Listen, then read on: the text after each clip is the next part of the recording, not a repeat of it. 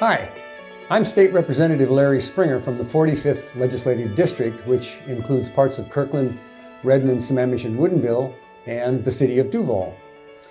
We are in week 3 of the legislative session. I've taken to counting down the session by the number of Mondays left in the session, and there are 6. So this is the short session, and everything moves incredibly fast here. And fewer bills actually make it off the floor. But I want to talk to you about 2 bills that I'm working on around the issue of water and wildfire. I have mentioned wildfire in videos past.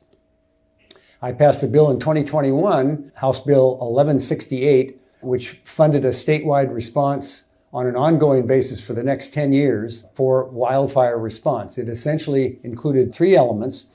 First was money to hire the equipment and the firefighters necessary to get on a fire quickly and to get it out. And proof of that is 2023, people would look around and say, we had a pretty light fire year that year. Not true. We had 1,856 fires that actually broke out in 2023. You didn't hear about most of them because 95% were out in 10 acres or less. And that's a function of the equipment that 1168 paid for that we had pre-positioned around the state. So we want to maintain that funding. The most important part, when a fire breaks out, get on it, attack quickly. Second part is a long-term commitment to forest health, getting into our forests, reducing fuel load, getting rid of diseased trees. That's an ongoing effort. You can't do that in 1 year. You have to maintain that over a long period of time. And the third and final, and maybe most important, is what we call community resilience. That's an effort to help communities that are at risk, who are very susceptible to wildfire, and helping them harden their infrastructure, buildings, and create fire breaks. So we're going to work at trying to restore some of the funding that was cut last year to get that money back into 1168.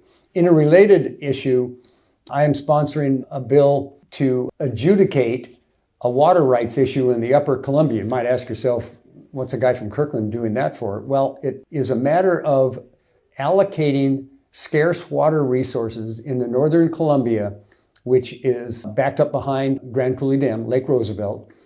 There are varying interests that claim that water: the Colville Tribe, Bureau of Reclamation at the federal level, and agriculture. That water supply is absolutely critical to Eastern Washington's ability to fight wildfire.